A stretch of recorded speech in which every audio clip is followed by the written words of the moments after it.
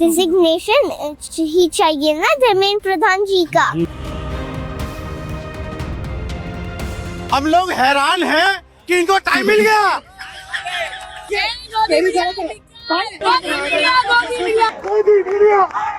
मेरे प्यारे नंदू को जेनजी से पंगा महंगा पड़ गया।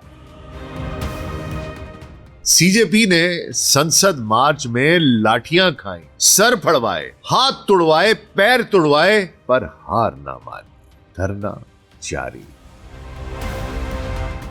नंदू के खौफ का बुत थर थर कांप रहा है। लेकिन नंदू ने यह खौफ का बुत बनाया कैसे? बॉलीवुड से क्रिकेटर्स, क्रिकेटर से सियासतदान, सियासतदान से सरमायादार, सबको कैसे डराया, धमकाया, खौफ में रखा। देश और धर्म के नाम पर कैसे जनता को उल्लू बनाया। अंबानी अडानी को कैसे पूरे हिंदुस्तान का मालिक बनाया। अकलियतों को कैसे निशाना बनाया। जनता खौफ में खामोश रही। फिर जेनजी आ गई। एहतजाज शुरू हुआ। एहतजाज अब तहरीक बन चुका। नफरत और तकसीम की बुनियादों पर खड़ी बीजेपी की दीवार दरारों से लरसने लगी।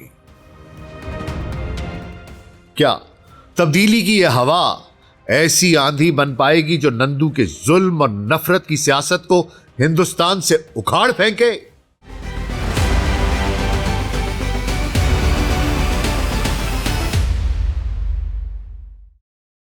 बोल के लब आजाद हैं तेरे, बोल जुबान अब तक तेरी है, तेरा सुतवां जिस्म है तेरा, बोल के जान अब तक तेरी है। देख क्या आहन घर की दुकान में तुंद हैं शोले, सुर्ख आहन खुलने लगे कुफलों के दहाने, फैला हर एक जंजीर का दामन। बोल ये थोड़ा वक्त बहुत है, जिस्म जुबान की मौत से पहले। बोल के सच जिंदा है अब तक, बोल जो कुछ कहना है कह ले। Global set podcast doctor Nasir Beg के साथ आपकी खिदमत में हाजिर हैं जी। अस्सलाम वालेकुम। दुनिया की सबसे बड़ी जमहूरियत होने का दावा करने वाला भारत, वहां जनाब पिछली एक दिहाई के दौरान नफरत, खौफ और कॉर्पोरेट लूट मार का जो राज कायम हुआ है, उसने आलमी बरादरी और बाज़मीर इंसानों को तशवीश में मुब्तला कर रखा है। जहां नंदू और बीजेपी की फाशिस्ट रजीम में लोगों के बुनियादी हुकूक सल्ब किए जा चुके, आजादी इजहार राय पर ऐसे कतगन है कि मुखालिफ आवाज तो क्या, खामोशी को भी बर्दाश्त नहीं किया जाता। लेकिन एक दिन आता है जब एक नस्ल, एक जनरेशन फाशिस्ट रजीम की आंखों में आंखें डालकर ललकारती है और इस ललकार से तब्दीली की हवा जन्म लेती है। ऐसी हवा जो पूरे निजाम को जड़ों से उखाड़ फेंकती है। नई दिल्ली के दिल जंतर मंतर के तारीखी मैदान से एक ऐसी ही सदा उठी है जिसने इख्तदार के ईवानों को हिला कर रख दिया है। 6 जून 2026 से शुरू होने वाला सीजेपी का एहतजाज अब सिर्फ एक मुजाहिरा नहीं रहा, बल्कि ये भारतीय मुआशरे की बका और हुकूक की एक बाकायदा जंग, एक तहरीक बन चुका। इस जंग की पहली लड़ाई, जो पहली बैटल है, वो 20 जुलाई को लड़ी जा चुकी, जब इन नौजवानों ने, इन बच्चों ने नंदू की इस फाशिस्ट रजीम को ललकारा। आज इस ललकार, इस पुकार, इस तहरीक, इस एहतजाज, इस बैटल और इसके बाद भारत में शुरू होने वाली तब्दीली की उस हवा की कहानी जिसने नंदू की रातों की नींदें हराम कर रखी हैं।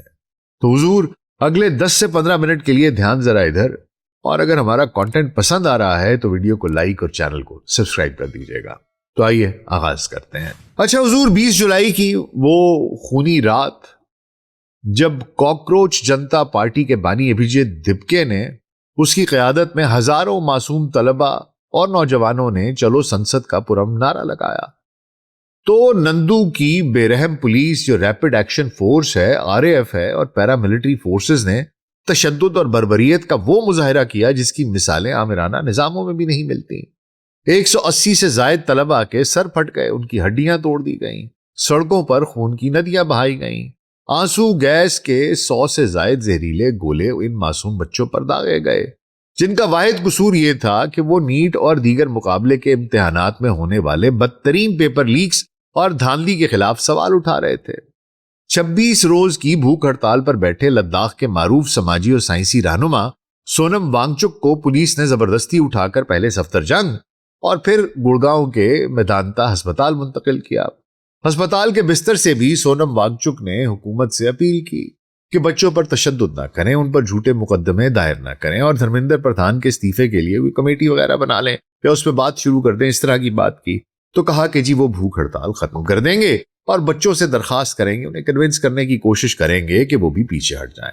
तो ऐसे में पूरे एहतराम के साथ with all due respect Abhijeet Dipke ने ये कह दिया जनाब निडर आवाज में कि जब तक तालीमी निजाम के मुजरिम और मरकजी वजीर तालीम ये जो धर्मेंद्र प्रधान है उसका इस्तीफा नहीं आता, ये नस्ल जेन जी पीछे हटने की नहीं है।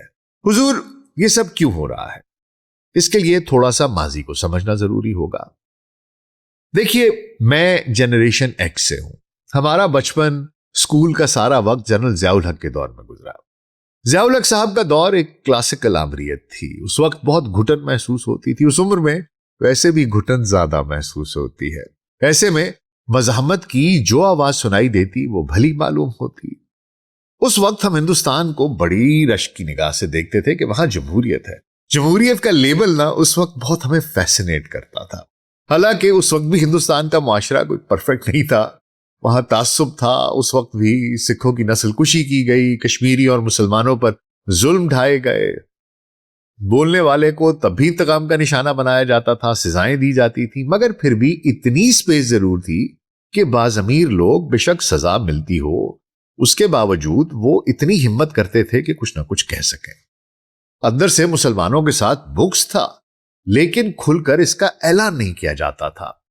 फिल्मों में हिंदू मुस्लिम भाई भाई का प्रचार किया जाता था। हर फिल्म में हीरो का एक मुस्लिम दोस्त होता था जो अक्सर फिल्म के आखिर में हीरो की दोस्ती पर कुर्बान हो जाया करता था, और यह हिंदू मुस्लिम भाईचारे की एक एपिटमी दिखाई जाती थी। सरेआम कोई नफरत या तकसीम की बात नहीं करता था, जो था दिलों में था। पढ़े लिखे लोगों की बात और नजरिए का वजन था। उनके अल्फाज मानी रखते थे और मुआशरे में उन्हें कदर की निगाह से देखा जाता था। भले उनके आदर्शों उसूलों पर कोई अमल करे या ना करे, उनकी तज़हीक नहीं की जाती थी। पाकिस्तान के साथ जंगें लड़ने के बावजूद सफारती और सकाफती मरासिम थे। अदीब, फनकार आते जाते थे, खिलाड़ी और टीमें आती जाती थी। हम दो हमसाए थे जिनमें दुश्मनी थी, लेकिन कतई ताल्लुक नहीं था। भारतीय सियासत में पाकिस्तान फैक्टर इतना बड़ा नहीं था कि पूरी आइडियोलॉजी उसी के गिर्द खड़ी की जाए। फिर 9/11 हो गया।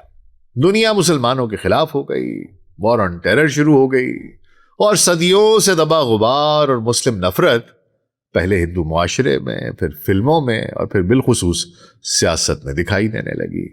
सबको लगा कि यह मौका है, मुस्लिम दुनिया भर में इस वक्त कमजोर हैं, यही वक्त है इन्हें नुकसान पहुंचाया जाए, दिल का गुबार निकाला जाए। और ऐसा ही हुआ। गुजरात में नंदू की निगरानी में मुसलमानों की नस्ल कुशी हुई और फिर नफरत की इस आंधी ने पूरे भारत को अपने लपेट में ले लिया। मुसलमान और पाकिस्तान नफरत सियासत का मेन थीम बन गया। फिर यह सहाफत का मेन थीम बना, फिर अदब और फिल्मों का, और अभी हाल ही में आपने देखा होगा खेल के मैदानों का, जहां अब एक कप्तान दूसरे से हाथ भी नहीं मिलाता। लेकिन नफरत का क्या है साहब?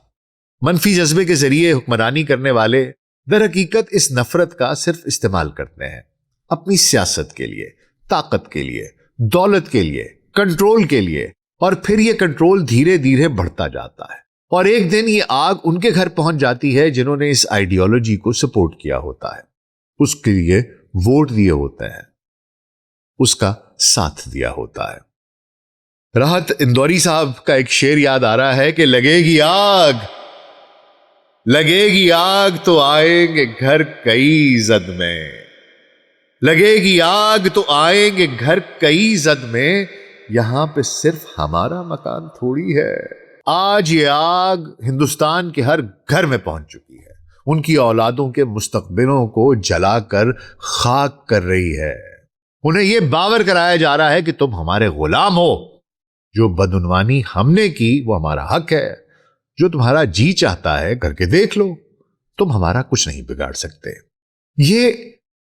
ये जो एक डिटीरियरेशन है, एक कंट्रोल्ड और प्लान्ड स्ट्रेटजी के तहत की गई है हुजूर। खास तौर पर 2014 से ये जो नंदू है, आरएसएस है और बीजेपी है, इन्होंने मिलकर भारत में एक ऐसा खौफनाक माहौल कायम किया जहां मोदी को एक लीडर नहीं बल्कि एक देवता बनाकर पेश किया गया। एक ऐसा देवता जिसके सामने सर न झुकाने वाले की जिंदगी तबाह कर दी जाती है।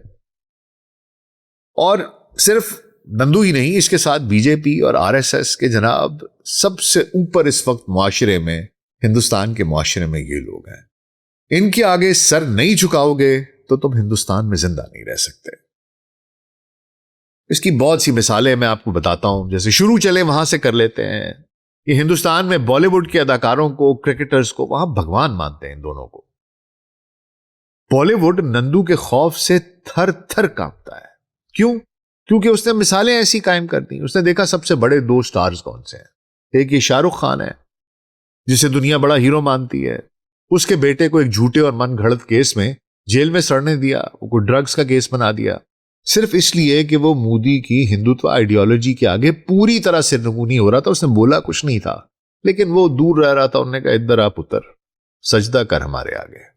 फिर आमिर खान, उसने चंद साल कबल सिर्फ इतना कहा कि जी मुल्क में बढ़ती हुई इंतहा पसंदी को देखकर उसने कहा ये मेरी बीवी कहती है कि बच्चों के मुस्तकबिल के लिए मैं डरती हूं और शायद यहां से हमें जाना चाहिए। और वो तुर्की गया, वहां के वजीर आजम से मिला। इस पर बीजेपी और आरएसएस के गुंडे, वो जो उनकी ब्रिगेड है, उन्होंने उसका जीना हराम कर दिया। उसे तुर्की और पाकिस्तान का एजेंट कहा और मुल्क छोड़ने पर कहा कि जी मजबूर किया जाने लगा। उसके कॉर्पोरेट कॉन्ट्रैक्ट्स खत्म कर दिए गए। अब यही हाल हिंदुस्तान के क्रिकेटर्स का, सरमायादारों का रहा। मुल्क के बड़े बड़े क्रिकेट स्टार्स जिनके पास अरबों रुपए और करोड़ों परस्तार हैं, वो भी मोदी और आरएसएस की मुसल्ला गैंग्स के सामने उनके खौफ से उनके आगे हाथ जोड़कर खड़े नजर आते हैं। अच्छा हुजूर, यहां मैं आपको बता दूं कि कुछ लोग तो ऐसे थे जिनके दिलों में पहले ही बड़ी नफरत थी। वो तो जब इस तरह का माहौल देखा तो वो तो मास्क उतार के फेंके और लुड़ियां डालते आगे के चलो जी आओ, उठाओ लाठियां और सिर फाड़ो इनके। और उनकी नफरत दिखती है, चाहे वो बॉलीवुड में हो, क्रिकेट में हो, कहीं भी हो। तो जो आम हिंदुस्तानी था उसने खौफ के मारे अपनी जुबानें बंद कर ली। और इसका पस मंजर वही गुजरात का 2002 का सच है। लोग जानते हैं कि नंदू बीजेपी और आरएसएस की सफाकियत की कोई हद नहीं है, इनके जुल्म की कोई हद नहीं है। उन्होंने देखा कि गुजरात में मोदी के जेरे निगरानी 1000 से जायद मुसलमानों की नस्लकुशी की गई, औरतों की हुर्मत पामाल की गई। मैं आपको वो कहानियां बयान नहीं कर सकता जिस बर्बरियत का मुजाहिरा किया गया। और इसी वजह से अमेरिका, बरतानिया, इन्होंने ये नंदू पर कई साल तक ये ब्लैक लिस्टेड रहा, वहां जा नहीं सकता था। उन्होंने इसे नस्लकुशी का मुजरिम करार दिया। और आज वही सोच पूरे हिंदुस्तान पर मुसल्लत है। और फिर हुजूर कहानी यहां खत्म नहीं होती ना। ये अपने इस खौफ को मजीद गहरा करने के लिए नंदू ने हिंदुस्तान के आईनी इदारों का बेदरेग इस्तेमाल किया। बीजेपी हुकूमत ने इनकम टैक्स, आईटी, फिर इन्फोर्समेंट डायरेक्टरेट, ईडी, फिर सीबीआई, इनको अपना निजी इंतकामी विंग बना लिया। एजेंसियों के जरिए ब्लैकमेलिंग का पूरा एक फॉर्मूला तैयार हुआ। पिछले 12 सालों में ईडी के 95% से ज्यादा छापे सिर्फ ऑपोजिशन लीडरों, आजाद सहाफियों और समाजी कारकुनों पर मारे गए। जो भी नंदू, आरएसएस या बीजेपी की बदउनवानी पर सवाल उठाता, अगली सुबह उसके घर पर ईडी और इनकम टैक्स का छापा पड़ता, फर्जी मुकदमात दर्ज होते और गैर कानूनी तौर पर जेल भेज दिया जाता।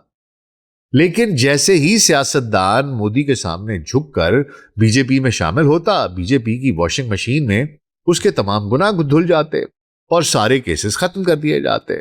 और कुछ लालच में आकर वैसे ही उनके आगे सर झुका देते, जैसे ये राघव चड्ढा जैसा बेजमीर और जमीर फरोश सियासतदान है। इसकी मिसाल आप लोगों के सामने है। फिर हुजूर लोगों पर इस खौफ को इन्फोर्स करने का एक और तरीका इस्तेमाल किया जाने लगा। लेबल लगाओ।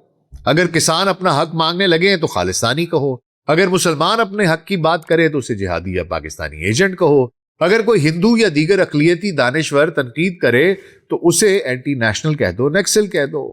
और ये सब कहकर उनके घर बुलडोज करा दो, घर ही गिरा दो और खुद देशभक्ति और धर्म के ठेकेदार बने रहो। जबकि हकीकत में ना ये देश के सगे ना धर्म के, ये बस धन के सगे। क्योंकि ये लोग दावा तो करते हैं कि ये हिंदू राष्ट्र और हिंदू धर्म के रखवाले हैं, लेकिन सच ये है कि इनका धर्म से कोई ताल्लुक नहीं। ये सिर्फ धन के साथ, उसी के साथ प्यार करते हैं और धन के सच्चे हैं। ये मजहब को बेचकर, धर्म को बेचकर अरबों रुपए कमाने वाले लुटेरे हैं। कैसे बताते हैं। हुजूर, बाबरी मस्जिद से राम मंदिर के घोटाले तक की कहानी। 1992 में बाबरी मस्जिद को शहीद किया गया। ये आरएसएस बीजेपी पेश थी। 2019 में सुप्रीम कोर्ट के फैसले के बाद अयोध्या में राम मंदिर की तामीर शुरू हुई, लेकिन इस मंदिर की तामीर के नाम पर आरएसएस और बीजेपी की क़यादत ने जो करप्शन की, उसने खुद हिंदू मत के अकीदतमंदों का भी दिल तोड़ दिया। सबसे पहले तो जमीनों का घोटाला हुआ। राम मंदिर ट्रस्ट के उहदेदारों ने बीजेपी के मकामी रहनुमाओं के साथ मिलकर महज 5 मिनट के अंदर 2 करोड़ रुपए की जमीन मंदिर ट्रस्ट को 18.5 करोड़ रुपए में फरोख्त की, यानी मिनटों में अरबों का फ्रॉड।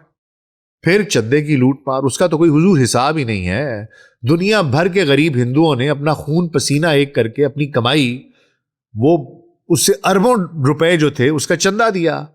उसमें संगीन माली खुर्द-बुर्द है। जाली ट्रस्ट और ऑनलाइन टिकटिंग के नाम पर करोड़ों के बदउनवानियों की रिपोर्ट सामने आई। नंदू ने, बीजेपी ने, आरएसएस ने, अरे इन लोगों ने ना अपने भगवान को बख्शा ना अपने अकीदतमंदों को, और जेबें भरी तो बीजेपी और आरएसएस के नेताओं ने या अंबानी और अडानी जैसे इनके दुलारे कॉरपोरेट किंग्स ने। मोदी ने पूरे हिंदुस्तान को मुकेश अंबानी, गौतम अडानी और टाटा ग्रुप जैसे चंद कॉरपोरेट घरानों के पास गिरवी रख दिया है। हिंदुस्तान की तमाम बंदरगाहें, हवाई अड्डे, कोयले की कानें, बिजली, टेलीकॉम, अनाज गोदाम अदानी और अंबानी के सुपुर्द कर दिए गए हैं। सारी की सारी सॉफ्टवेयर फर्म्स इनकी हैं। अब तो सोने का सुना है कि उसको भी ये वो करने लगा है कि सोने का भी सिर्फ इस तरह कॉर्पोरेट जाइंट्स बनाएगा, और उसके लिए अंबानी, अडानी और टाटा का नाम आ रहा है कि यही लोग पूरा सोना भी कंट्रोल करेंगे। लोगों को कहता है सोना मत खरीदो।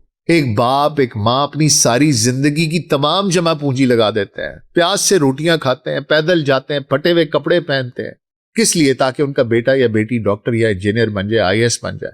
लेकिन नंदू के इस करप्ट निजाम ने नीट के पर्चों को फरोख्त किया, हजारों मेहनती बच्चों के ख्वाब चिकनाचूर कर दिए, और दर्जनों तलबा शदीद मायूसी में खुदकुशियां कर ली उन्होंने। उनकी मासूम जानों के साथ खेला।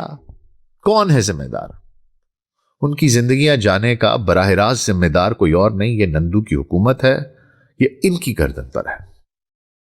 ऐसे हालात में जहां जो अक्सरियती गरीब हिंदू आबादी है उसके साथ ये हो रहा हो, तो सोचिए अकलियतों पर क्या बीतती होगी। मुसलमानों, सिखों और ईसाइयों पर जुल्म करते हैं, कभी गाय का नाम लेकर मुसलमानों की लिंचिंग करते हैं, और जो लोग मारते हैं उनको बीजेपी के वज़रा फूलों के गुलदस्ते पेश करते हैं।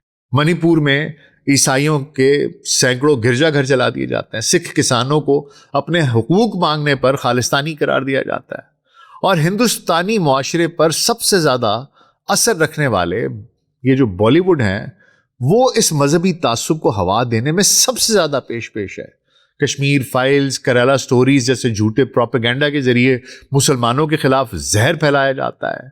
फिर अगर सिख अपनी बात करने की कोशिश करते हैं सतलुज के जरिए, तो उसको दबाने की कोशिश की जाती है। ये अब एक चौहान नई फिल्म आ रही है, उसके अंदर भी इस तरह की बकबक की गई हुई है। तो ये पूरे का पूरा एक प्रोपेगेंडा मशीनरी है। लेकिन हुजूर, तारीख का सबसे बड़ा सबक यह है कि कोई भी जुल्म और खौफ का राज अबदी नहीं होता। जिस खौफ के आगे बॉलीवुड, क्रिकेटर्स, बड़ी बड़ी हस्तियां झुक गई थीं, उस खौफ को इस जेन जी, इस 18 से 22 साल की निडर नस्ल ने पाश कर दिया, और अब तब्दीली की हवा चलना शुरू हुई है। जब हवा चली है तो लोगों ने इन बच्चों के हक में और फाशिस्ट नंदू रजीम के खिलाफ बोलना शुरू कर दिया। फनकारों का जमीर बेदार हुआ। मुमताज अदाकारा शबाना आजमी साहिबा जंतर मंतर पर फैज साहब की वो नज्म पढ़ती सुनाई दी जो मैंने सबसे पहले पढ़ी थी। उसका एक कॉन्टेक्स्ट था कि मैंने वो नज्म क्यों पढ़ी है। शबाना आजमी के वालिद कैफी आजमी और फैज अहमद फैज बहुत अच्छे दोस्त थे। शबाना आजमी फैज साहब को चचा कह के बुलाती थी, और फैज साहब की वो इनकलाबी नज्म परसों मैंने देखा कि शबाना जी जंतर मंतर पर है, उन जख्मी बच्चों के हाथ चूम रही हैं, उनकी आंखों में आंसू हैं, वो एक इंतहाई जज्बाती उस फेज में है, और वो फैज साहब की बोल के लब आजाद हैं तेरे, बोल के लब आजाद हैं तेरे, और उन बच्चों को देखकर वो पुलिस पर चीख रही थी कि ये हमारे बच्चे हैं, इन पर जुल्म मत करो। फिर मैंने एक ज़ईफ नसीरुद्दीन शाह को देखा जो अपने बेटे के साथ वहां खड़ा था, बार बार अपने आंसू पोंछ रहा था। और बाद में जब उसने इंटरव्यू दिया तो उसका गुस्सा, उसके आंसू, वो किस तरीके से बह रहे थे, और वो बार बार कह रहा था कि हमारे बच्चे हैं, इनके साथ क्या कर रहे हो। और फिर मैं बहुत कदर करता हूं अरुंधति रॉय की, जो हमेशा सच का साथ देती हैं। वो भी वहां पहुंची और उन्होंने भी इन बच्चों का साथ दिया, ये जो इस फाशिस्ट हुकूमत को ललकार रहे हैं। फिर सिर्फ ये लोग नहीं, ऑपोजिशन लीडर राहुल गांधी, प्रियंका गांधी, ये नंदू की रिहायशगाह के बाहर पहुंचे। राहुल गांधी को गिरफ्तार किया गया। उन्होंने कहा कि हमें नंदू का इस्तीफा चाहिए, प्रधान का इस्तीफा चाहिए, और उसको पुलिस वाले जबरदस्ती उठा के ले गए। और फिर उसे बताया कि जनाब मुझे गिरफ्तार करने वाले पुलिस एहलकार खुद कान में कह रहे थे कि जनाब मैं चंडीगढ़ से हूं या मैं हरियाणा से हूं, मैं वहां से हूं, खुदा के लिए इस हुकूमत को बदलो, हम इस जुल्म से तंग आ गए। और हुजूर यही नहीं है, आपको एक नजर आ रहा है कि पूरा माशरा इनके पीछे खड़ा है। The entire society standing behind them. एक लड़का, मुसलमान बच्चा, 1 लाख का टिकट कटवा कर ऑस्ट्रेलिया से आया इन लोगों के साथ शामिल होने कि यार मैं तुम्हारे साथ हूं। उसने कहा हमें ताना देते रहे पाकिस्तान चले जाओ, पाकिस्तान चले जाओ, मैं ऑस्ट्रेलिया चला गया, लेकिन मैं हूं तो यहीं का।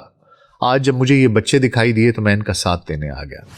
फिर दिल्ली के लोग, एक मुसलमान बच्चा है, लड़का है, नौजवान, वो रोज तमाम लोगों को खाने देता है, चाय देता है, कमाल है यार। फिर हिंदू, सिख बच्चे ये जोमेटो के जरिए मुफ्त लंगर का खाना भेज रहे हैं। इनको तकलीफ हो रही है क्योंकि मुसलमान साथ नमाजें पढ़े, इनको तकलीफ हो रही है कि वो जो नफरत का बीज हमने बोया था ये तो काटने लगे हैं। फिर उनको पाकिस्तानी पाकिस्तानी का लेबल, एक तो पहली बात तो यह है कि जब वहां पर गोदी मीडिया आता है ना तो सारे के सारे नारे मारने शुरू करते हैं, गोदी मीडिया झूठा, ये वो, इनको इतनी जलील करते हैं, इनको इतना ट्रोल करते हैं कि ये लोग भाग जाते हैं वहां से।